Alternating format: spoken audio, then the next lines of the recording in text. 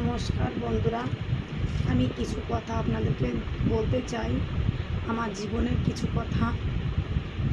তো প্লিজ বন্ধুরা, আপনারা ভিডিওটা উপর দিকে টানবেন না। আপনারা প্লিজ দয়া করে ভিডিওটা প্রথম থেকে শেষ পর্যন্ত কষ্ট করে ধৈর্য ধরে দেখবেন। ভিডিওটা উপরে টানবেন না, আগে দেখবেন, তারপরে আপনারা পাশে। তো বন্ধুরা, আমি ডাক্তারখানায় গেছিলাম, হয়তো এর আগে একটা ভিডিও আপনারা দেখেছেন যে আমার ব্রেন টিউমার হয়েছে। টিউমারটা এইখানে এই পোর্শনে হয়েছে।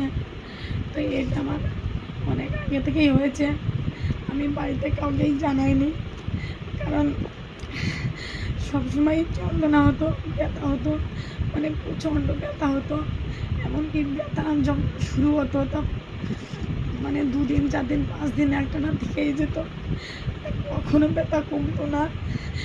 তো ডাক্তার দেখিয়েছি, ধরা পড়ছিল না। তো অনেক জায়গা থেকে আমি বর্ধমানে দেখিয়েছি, তারপর অনাময়ে দেখিয়েছি, আমাদের বাড়ি যেখানে সেখানেও হসপিটালেও দেখিয়েছি।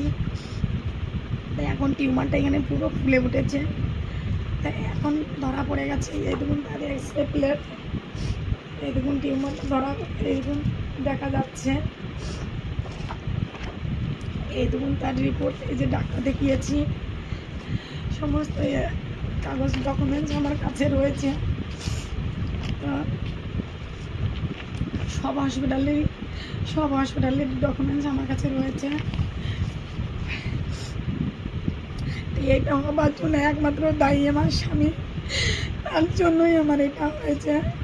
কারণ তার সঙ্গে বিয়ে হবার পর আমি কোনোদিনও সুখ পাইনি, শান্তি পাইনি, কোনোদিন পেটে খাবার পাইনি, এমনকি জামা কাপড়ও পাইনি। আমার কোনো শরীর খারাপ বলে ডাক্তার দেখানোর জন্য কোনো ওষুধ খাবার টাকা পাইনি। এমনকি বাচ্চা হয়েছে, বাচ্চাটা যে পেটে ছিল তার জন্য আমি যে ডাক্তার দেখাতে যাবো, টোটোয় করে যাব, তার জন্য কোনো আমাকে একটা টাকা দেওয়া হয়নি। এমনকি আমাকে ওষুধ খাবার জন্য কোনো টাকা দেয়নি। নানান টেনশনের ফলে আজ আমার এই পরিণতি। তাকে আমি বিয়ের পর থেকে এতটা বছর খাইয়েই গেছি।